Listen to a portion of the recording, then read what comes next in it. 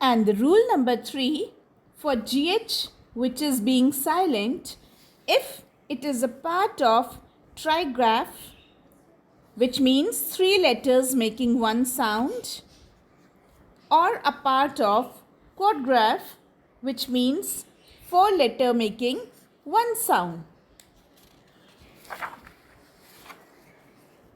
Now, trigraph where GH is silent is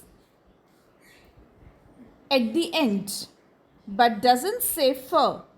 So it's high, IGH, thigh, again IGH, fight, IGH. It is trigraph because 3 letters are making one sound, mind you. And right, again IGH. Here, these are quadgraphs because here 4 letters are making one sound.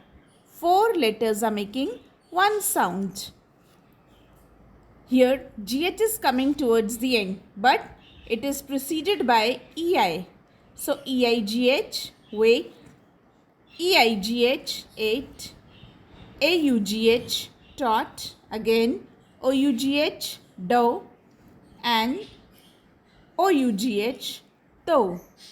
So, remember and practice. Bye-bye.